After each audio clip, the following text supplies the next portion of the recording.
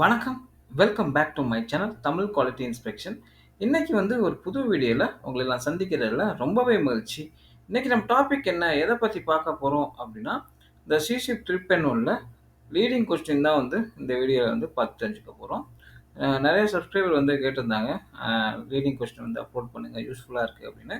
So அவங்களுக்காக தான் வந்து இந்த வீடியோ வந்து அப்லோட் பண்றோம். வாங்க வீடியோக்குள்ள போலாம். The first question நீங்க பார்த்தீங்கன்னா, the carbon equivalent value on a material certificate helps to possibly predict. இப்போ மெட்டீரியல் சர்டிஃபிகேட்ல கார்பன் ஈக்குவலன்ட் வேல்யூ வந்து குடுத்துருக்காங்க.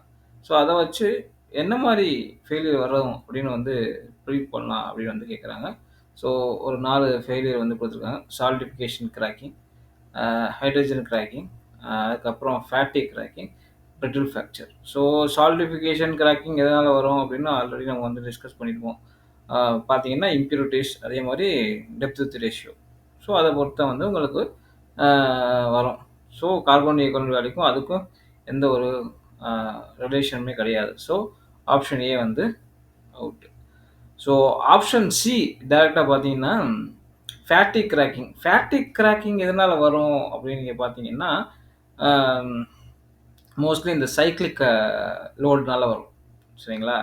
கன்டினியூஸா வந்து ஒரு லோடு ஆக்ட் ஆகிட்டே இருக்கு அப்படின்னா, உங்களுக்கு இந்த ஃபேட்டிக் கிராக் வந்து வர்றதுக்கு வாய்ப்புகள் இருக்கு. ஓகேங்களா? அதே மாரி இப்ப பார்த்தீங்கன்னா, இந்த பிரிட்டில் ஃப்ராக்சர் எதனால வரும் அப்படின்னு பார்த்தீங்கன்னா, இப்போ உங்களுக்கு வந்து டெம்பரேச்சர் வேரியேஷன் இருக்கு. ஆப்பரேஷன்ல உங்களுக்கு வந்து லோ டெம்பரேச்சர் அப்ளிகேஷன்ல நம்ம மெட்டீரியல் யூஸ் பண்றோம் அப்படின்னா, உங்களுக்கு அந்த பிரிட்டில் ஃப்ராக்சர் வந்து வரும். இந்த டிரான்சிஷன் நடக்கும்போது, அ டெம்பரேச்சர் டிரான்சிஷன் சொல்லுவாங்கல்ல. ஸோ அந்த இடத்துல எந்த இடத்துல வந்து உங்களுக்கு டக்டைல் வந்து பிரிட்டிலா வந்து மாறுதோ, அத வந்து டிரான்சிஷன் டெம்பரேச்சர்ன்னு சொல்லுவாங்க. ஸோ லோ டெம்பரேச்சர்ல தான் வந்து உங்களுக்கு வந்து இந்த பிரிட்டில் ஃப்ராக்சர் வந்து வர்றதுக்கு வாய்ப்புகள் இருக்கு. ஸோ ஆப்ஷன் பி பார்த்தீங்கன்னா, ஹைட்ரஜன் கிராக்கிங் எதனால வரும்? உங்களுக்கு வந்து லோ ஹீட் இன்புட் இருந்தா, அதுக்கப்புறம் உங்களுக்கு வந்து மைக்ரோ ஸ்ட்ரக்சர்ஸ் அத பொறுத்து, அப்புறம் ஹார்ட்னஸ் அத பொறுத்து உங்களுக்கு வந்து வர்றதுக்கு வாய்ப்புகள் இருக்கு. ஓகேங்களா? அ இப்போ வந்து இந்த கார்பன் ஈக்குவலன்ட் வேல்யூ எத டைரக்ட்டா வந்து அஃபெக்ட் பண்ணும் அப்படின்னு பார்த்தீங்கன்னா, ஹார்ட்னஸ டைரக்ட்டா அஃபெக்ட் பண்ணும். ஸோ ஹார்ட்னஸ் அதிகமா இருந்துச்சுன்னா, உங்களுக்கு ஹைட்ரஜன் கிராக்கிங் வர்றதுக்கு வாய்ப்புகள் இருக்கு. சரிங்களா? ஸோ ஆப்ஷன் பி தான் வந்து கரெக்ட். ஓகேங்களா? புரிஞ்சுச்சா? அடுத்து இதுக்கு லீட் கொஸ்டின் குடுத்துருக்காங்க. Which of the following is most likely to be affected by an increase in carbon equivalent value of steel. சரிங்களா? இப்ப கார்பன் ஈக்குவலன்ட் வேல்யூ ஸ்டீல்ல வந்து அதிகமா இருக்கு. எத வந்து அஃபெக்ட் பண்ணும்? எந்த ப்ராப்பர்ட்டீஸ வந்து அது வந்து அஃபெக்ட் பண்ணும் அப்படின்னு வந்து கேட்டிருக்காங்க. ஃபர்ஸ்ட் பார்த்தீங்கன்னா, டென்சைல் ஸ்ட்ரென்த் ஒன்லி அப்படின்னு குடுத்துருக்காங்க. கார்பன் ஈக்குவலன்ட் வேல்யூ டைரக்ட்டா டென்சைல் ஸ்ட்ரென்த்த மட்டும் தான் அஃபெக்ட் பண்ணுமா அப்படின்னா இல்ல. ஸோ ஆப்ஷன் ஏ வந்து கிடையாது. ஏன்னா கார்பன் ஈக்குவலன்ட் வேல்யூ இன்கிரீஸ் ஆச்சுன்னா, டென்சைல் ஸ்ட்ரென்த் கொஞ்சம் ஸ்லைட்லி இன்கிரீஸ் ஆகும். ஸோ அது மட்டும் தான் இன்கிரீஸ் ஆகுமானா இல்ல. சரிங்களா? ஸோ ஆப்ஷன் ஏ வந்து கிடையாது. அதே மாரி இந்த கரோசன் ரெசிஸ்டன்ஸ் கார்பன் ஈக்குவலன்ட் வேல்யூக்கும், கரோசன் ரெசிஸ்டன்ஸ்க்கும் எந்த சம்மந்தமே கிடையாது. சரிங்களா? கார்பன் கார்பன் கன்டென்ட் அதிகமா இருந்துச்சுன்னா, உங்களுக்கு வந்து உங்களுக்கு வந்து கரோசன் வர்றதுக்கு வாய்ப்புகள் இருக்கு. சரிங்களா? அதுக்கும் எந்த சம்மந்தமும் கிடையாது. அதுக்கப்புறம் மேக்னெட்டிக் பெர்மியபிலிட்டி.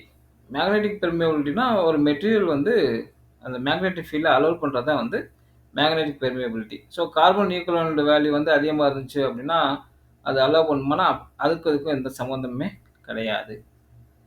சரிங்களா? அந்த கார்பன் ஈக்குவலன்ட் வேல்யூக்கும், இந்த மேக்னெட்டிக் பெர்மியபிலிட்டிக்கும் எந்த சம்மந்தமுமே இல்ல. ஸோ ஆப்ஷன் பி பார்த்தீங்கன்னா, வெல்டபிலிட்டி அண்ட் கிராக் சஸ்டபிலிட்டி. இதில பார்த்தீங்கன்னா, உங்களுக்கு சிஇ வேல்யூ அதிகமா இருந்துச்சு அப்படின்னா, வெல்ட் பண்றது வந்து கொஞ்சம் கஷ்டம். ஸோ வெல்ல வந்து டைரக்ட்டா வந்து வெல்ட் பண்றத வந்து அஃபெக்ட் பண்ணும். ஸோ வெல்டபிலிட்டிய அஃபெக்ட் பண்ணுது. சரிங்களா?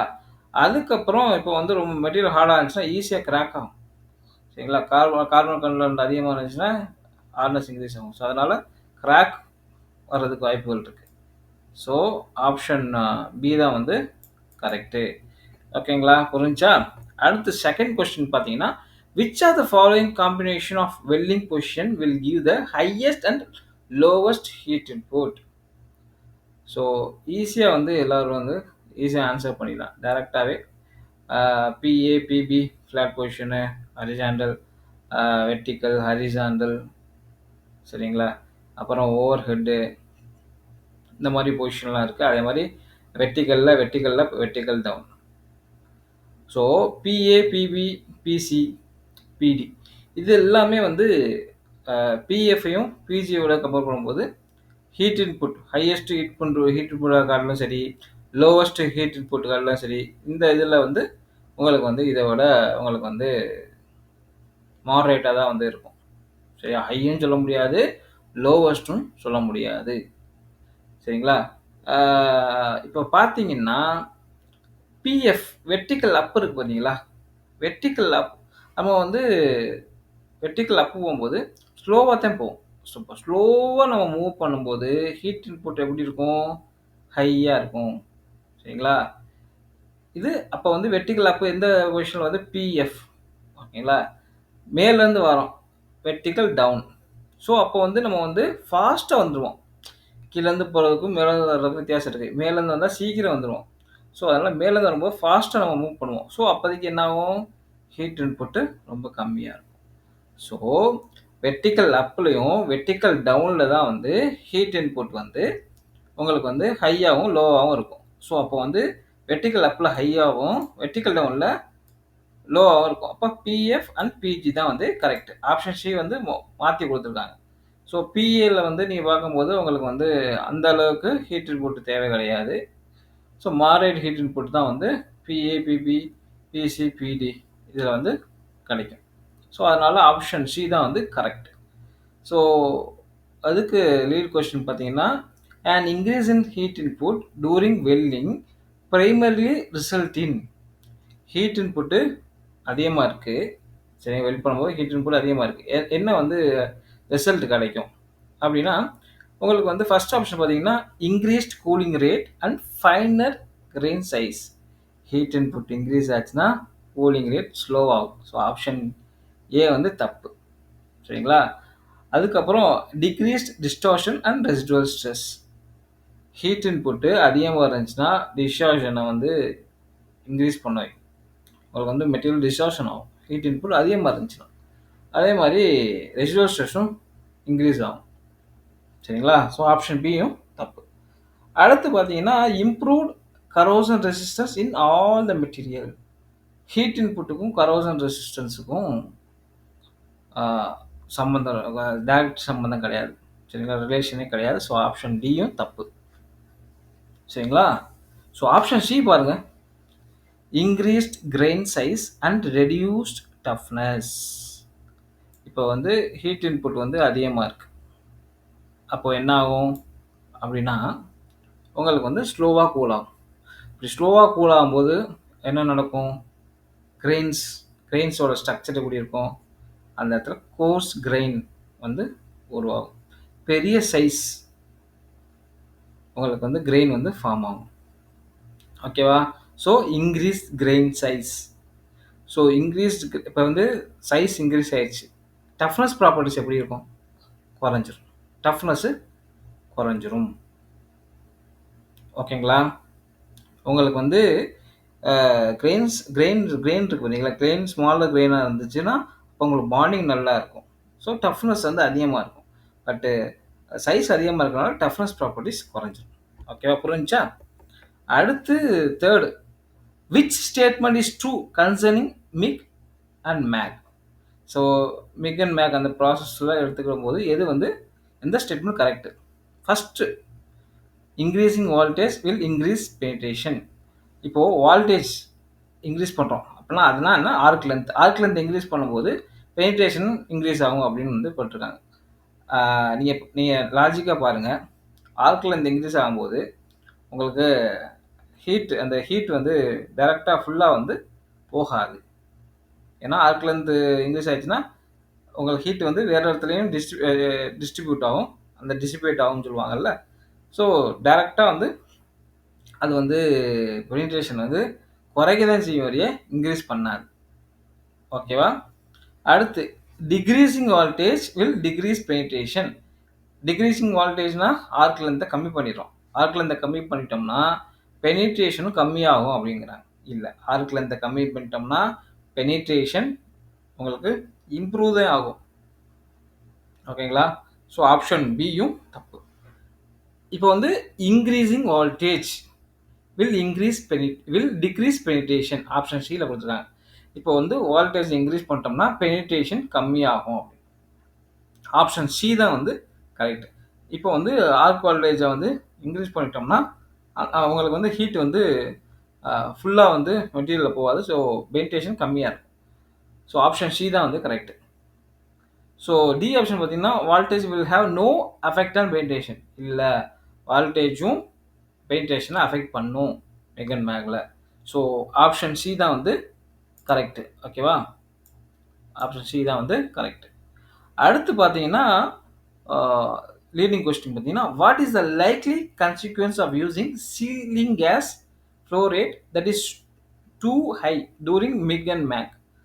இப்போ நம்ம பார்க்கும்போது இப்போ சீலிங் அந்த கேஸ் ஃப்ளோ ரேட் வந்து அதிகமாக இருக்குது மிக் அண்ட் மேக் அந்த ப்ராசஸில், இல்லை டிக் வெல்டிங் ப்ராசஸில். ஸோ அப்படி இருக்கும்போது என்ன மாதிரி விளைவுகளை நம்ம வந்து சந்திப்போம்? ஓகேவா? ஃபஸ்ட்டு வந்து increased arc stability and improved weld quality. இப்போ வந்து உங்களுக்கு வந்து சீலிங் கேஸோட ஃப்ளோ ரேட் அதிகமாக இருக்குன்னா உங்கள் ஆர்க் ஸ்டெபிலிட்டி எப்படி இருக்கும்? நல்லா இருக்குமா? உங்களுக்கு ஸ்டேபிளாகவே இருக்காது.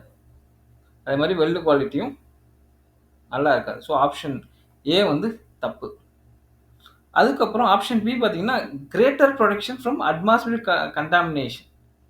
இப்போ கேஸ் ஃப்ளோ ரேட் அதிகமாக இருக்குன்னா உங்களுக்கு வந்து அந்த வெள்ளு பூலை வந்து ப்ரொடெக்ட் பண்ணுமா? கேஸ் ஃப்ளோ ரேட் அதிகமாக இருந்துச்சுன்னா அந்த இடத்துல டர்புலன்ஸ் கிரியேட் ஆகும். சரிங்களா? உங்களுக்கு இந்த லேம்லார் ஃப்ளோ இருக்காது. இது இந்த இடத்துல டர்புலன்ஸ் கிரியேட் ஆகும். டர்புலன்ஸ் கிரியேட் ஆச்சுன்னா வெளியில் உள்ள அட்மாஸ்பியர் உள்ள ஏரோ அந்த கண்டாமினேஷன் எல்லாம் உள்ளே வர வாய்ப்புகள் இருக்குது. ஸோ ஆப்ஷன் பி வந்து தப்பு. ஓகேவா? ஆப்ஷன் சி பார்த்தீங்கன்னா turbulence leading to air entrapment and weld porosity. So gas flow rate அதிகமாக இருந்துச்சு அப்படின்னா உங்களுக்கு அந்த இடத்துல டர்புலன்ஸ் கிரியேட் ஆகும், சுழல் கிரியேட் ஆகும். ஸோ அப்போதைக்கு என்ன ஆகும் அப்படின்னா வெளியில் உள்ள ஏரை உள்ளே கொண்டு வந்துடும். அதனால உங்களுக்கு வெல் பொராசிட்டி வாய்ப்புகள் இருக்குது வர்றதுக்கு. ஸோ ஆப்ஷன் சி தான் வந்து கரெக்ட். ஸோ ஆப்ஷன் டி கொடுத்துருக்காங்க பார்த்தீங்களா, reduced shielding gas consumption and cost. இப்போ கேஸ் ப்ரோட் அதிகமாக இருக்கும்போது உங்களுக்கு வந்து கன்சம்ஷன் வந்து கம்மியாக இருக்கும். ஸோ அதனால தான் வந்து நம்ம வந்து சீலிங் கேஸ் ஃப்ளோ ரேட்டை இன்க்ரீஸ் பண்ணுறோம் அப்படின்னு வந்து கொடுத்துருக்காங்க. ஸோ கிடையாது. ஸோ எவ்வளோ ஃப்ளோ அதிகமாக இருந்துச்சுன்னா கன்சம்ஷன் அந்த சீலிங் கேஸ் கன்சம்ஷன் வந்து அதிகமாக தான் இருக்கும், கம்மியாக காசும் கம்மியாக அதிகமாக தான் ஆகும். ஸோ ஆப்ஷன் டி வந்து தப்பு. அடுத்து வந்து iron sulphides plays a part in. இப்போ வந்து அயன் சல்ஃபைட் வந்து எதை வந்து டைரெக்டாக வந்து அஃபெக்ட் பண்ணும்? எந்த மாதிரி டிஃபெக்ட் வர்றதுக்கு வாய்ப்புகள் இருக்குது, ஃபெயிலியர் வர்றதுக்கு வாய்ப்புகள் இருக்குது? Weld decay. வெல்டு டீகே நீங்கள் பார்த்தீங்கன்னா உங்களுக்கு வந்து இந்த கரோசனால் வரக்கூடியது தான் வந்து இந்த வெல்டு டீகே. சென்சிடேஷன், சரிங்களா? இந்த லைக் இன்டர்கிரானுலர் கரோசன் சொல்லுவாங்கள்ல, இந்த கிரெயின் பவுண்டரிஸில் வரக்கூடியது. ஸோ அயன் சல்ஃபேட்டுக்கும் இதுக்கும் எந்த சம்மந்தமுமே கிடையாது. ஹைட்ரஜன் கிராக்கிங்க்கும் இதுக்கும் எதுவும் சம்மந்தம் இல்லை. ஹைட்ரஜன் கிராக்கிங் எதனால் வரணும்னு ஆல்ரெடி சொல்லியிருக்கேன். ஹைட்ரஜன் வந்து என்ட்ராப் ஆகிருக்கும். ஸோ அப்படி என்ட்ராப் ஆகிருக்கும் போது உங்களுக்கு ஹார்ட்னஸ் அதிகமாக இருந்திருக்கு. அதே மாதிரி உங்களுக்கு வந்து பிரிட்டில் அந்த மைக்ரோ ஸ்ட்ரக்சர் இருக்குது அப்படின்னா உங்களுக்கு வந்து ஹைட்ரஜன் கிராக் வந்து வரதுக்கு வாய்ப்புகள் இருக்குது. ஸோ அதுக்கு அயன் சல்ஃபேட்டுக்கும் இதுக்கும் எந்த சம்மந்தம் இல்லை. பிரிட்டில் ஃப்ராக்சர் ஆல்ரெடி சொல்லிட்டேன். உங்களுக்கு வந்து லோ டெம்பரேச்சர் இதில் வந்து யூஸ் பண்ணும்போது உங்களுக்கு பிரிட்டில் ஃப்ராக்சர் வரதுக்கு வாய்ப்புகள் இருக்குது. இந்த சால்டிஃபிகேஷன் கிராக் பார்த்தீங்கன்னா இதனால் வரும்னா சல்ஃபர் அண்ட் பாஸ்பரஸ் இந்த இம்ப்யூரிட்டிஸ் வந்து இருந்துச்சுன்னா உங்களுக்கு வர்றதுக்கு வாய்ப்புகள் இருக்குது. ஸோ அயன் சல்ஃபைட்ஸ் இது சல்ஃபர். ஸோ சால்டிஃபிகேஷன் கிராக்கிங் வரலாம் அயன் சல்ஃபைட்ஸ் இந்த இருந்துச்சுன்னா. ஓகேவா? ஆப்ஷன் சி தான் வந்து கரெக்ட். ஓகேங்களா? அடுத்து பார்த்தீங்கன்னா which are the following impurities in steel are known to cause solidification cracking central cracking during welding. எந்த இம்பியூரிட்டிஸ் ஸ்டீல் இருந்துச்சுன்னா அந்த சால்டிஃபிகேஷன் கிராக்கிங் வரும்? ஆல்ரெடி நான் சொல்லிட்டேன் டேரெக்டாக அந்த ஆன்சரே. ஸோ ஆப்ஷன் பி தான் வந்து கரெக்ட். சல்ஃபர் பாஸ்பரஸ் இருந்துச்சுன்னா உங்களுக்கு வந்து இந்த சால்டிஃபிகேஷன் கிராக்கிங் வர்றதுக்கு வாய்ப்புகள் இருக்கு. சரிங்களா? இந்த கார்பன் மேங்கனீஸு இது வந்து ஸ்ட்ரென்த்தை தான் வந்து இம்ப்ரூவ் பண்ணும். Chromium and nickel, chromium corrosion resistance, nickel வந்து டஃப்னஸ் இம்ப்ரூவ் பண்ணும். சரிங்களா? அவ்வளோதான் அந்த இந்த 4th கொஸ்டினில். 5th கொஸ்டின் பார்த்தீங்கன்னா before use gauges and other inspection equipment should be. இப்போ வந்து ஒரு கேஜோ நம்ம வந்து ஒரு எக்யூப்மெண்ட்டோ யூஸ் பண்ணுறோம் இன்ஸ்பெக்ஷனுக்கு. ஸோ அதுக்கு முன்னாடி நம்ம என்ன பார்க்கணும், என்ன வந்து இருக்கான்னு நம்ம செக் பண்ணணும். ஃபஸ்ட்டு ஆப்ஷன் கொடுத்துங்க always in a clean polish condition. So எக்யூப்மெண்ட்டோ இல்லை கேஜோ க்ளீனாக இருக்கணும் அப்படின்னு பார்ப்போமா? அப்படின்னா இல்லை. அதே மாதிரி குட் ஒர்க்கிங் ஆர்டர், உங்களுக்கு வந்து இன் குட் ஒர்க்கிங் ஆர்டர் ஆனால் உங்களுக்கு வந்து அது வந்து ஒர்க் ஆகுதா, ப்ராப்பராக ஒர்க் ஆகுதா அப்படின்னு பார்ப்போமானா ஆமாம், ப்ராப்பராக ஒர்க் ஆகுதான்னு நம்ம வந்து கண்டிப்பாக பார்ப்போம். அடுத்து கேலிப்ரேட்டட். ஸோ அது வந்து எல்லா எக்யூப்மெண்ட்டும் கேலிப்ரேட் ஆயிருக்கா. ஸோ தேர்ட் பார்ட்டி மூலியமாக அவங்க வந்து சர்டிஃபிகேட் கொடுத்துருக்காங்களா, இந்த மாதிரி இந்த எக்யூப்மெண்ட் வந்து யூஸ் பண்ணலாம், எந்த ஒரு டிஃபெக்டும் இல்லை, எல்லா கண்டிஷனும் ஓகே அப்படின்னு கொடுத்துருக்காங்களா, அந்த கேலிப்ரேஷனை நம்ம வந்து பார்க்கணும். ஸோ ஆப்ஷன் டி தான் correct. Both B and C work ஆகுதான்னு செக் பண்ணணும், குட் கண்டிஷனில் இருக்கான்னு செக் பண்ணணும், அதுக்கப்புறம் கேலிப்ரேஷன் ஆயிருக்கான்னு செக் பண்ணணும். அடுத்து 5th கொஸ்டின் பார்த்தீங்கன்னா 5th கொஸ்டினில் அந்த lead question according to ISO 17637 which of the following is a basic requirement for conducting visual inspection of weld. சரிங்களா? இப்போ வந்து ஒரு விஷுவல் இன்ஸ்பெக்ஷன் வந்து நம்ம வந்து கண்டக்ட் பண்ணுறோம். என்ன வந்து பேசிக் ரெக்குயர்மெண்ட்? இந்த ஸ்டேட்மெண்ட் 4 ஸ்டேட்மெண்ட் கொடுத்துருக்காங்கல்ல, எது இதில் வந்து எது basic requirement according to ISO 17637? First வந்து பார்த்தீங்கன்னா inspection must be perform only after postweld heat treatment. Visual inspection வந்து போஸ்ட்வல் ஹீட் ட்ரீட்மெண்ட்டுக்கு அப்புறம் தான் பெர்ஃபார்ம் பண்ணுவோம்னா இல்லை, போஸ்ட்வல் ஹீட் ட்ரீட்மெண்ட்டுக்கு முன்னாடியும் விஷுவல் இன்ஸ்பெக்ஷன் நம்ம வந்து பண்ணுவோம். ஓகேங்களா? ஆப்ஷன் சி பாருங்க, visual inspection is only valid for stainless steel weld. Stainless steel வெல்டுக்கு மட்டும்தான் நம்ம வந்து விஷுவல் இன்ஸ்பெக்ஷன் நம்ம வந்து பண்ணணும்னா இல்லை, ஆப்ஷன் சி தப்பு. அடுத்து weld thicker than 50 mm should not be visually inspected. இப்போ வந்து ஒரு வெல்ட் இருக்கு, வெல்லோட திக்னஸ் வந்து 50 mm மேலே இருக்குன்னா அதில் நம்ம வந்து விஷுவல் இன்ஸ்பெக்ஷன் பார்க்கக்கூடாது அப்படின்னு கொடுத்துருக்காங்க. நோ, விஷுவல் இன்ஸ்பெக்ஷன் திக்னஸை வந்து எந்த ஒரு இதுவும் அஃபெக்ட் பண்ணாது. எவ்வளோ திக்னஸாக இருந்தாலும் நம்ம விஷுவல் இன்ஸ்பெக்ஷன் பண்ணலாம். ஸோ ஆப்ஷன் டி வந்து தப்பு. ஸோ ஆப்ஷன் பி பார்த்தீங்கன்னா surface must be clean, dry and free of loose scale or slag before inspection. இப்போ ஏதாச்சும் ஒரு விஷுவல் இன்ஸ்பெக்ஷன் நம்ம வந்து பண்ணுறோம் அப்படின்னா அந்த சர்ஃபேஸு க்ளீனாக இருக்கணும், எந்த ஒரு மாய்ஸ்சரோ எதுவுமே இருக்கக்கூடாது, லைக் ஆயில் சப்ஸ்டன்ஸ் எதுவுமே இருக்கக்கூடாது, ட்ரையாக இருக்கணும். அதே மாதிரி எந்த ஒரு ஸ்கேல்ஸ் லைக் ரஸ்ட் எதுவுமே இருக்கக்கூடாது, ஸ்லாக் இதெல்லாம் இருக்கக்கூடாது, வெல்ட் பண்ணியிருந்தால் ஸ்லாக் எதுவுமே இருக்கக்கூடாது. இதுதான் வந்து பேசிக் ரெக்குயர்மெண்ட்ஸ். இப்போ வந்து ஒரு விஷுவல் இன்ஸ்பெக்ஷன் கண்டக்ட் பண்ணணும் அப்படின்னா இதெல்லாம் வந்து பேசிக் ரெக்குயர்மெண்ட் மெட்டீரியல் நம்ம வந்து பார்க்கும்போது. ஓகேங்களா? புரிஞ்சா? ஸோ ஆப்ஷன் பி தான் வந்து கரெக்ட். ஓகேவா?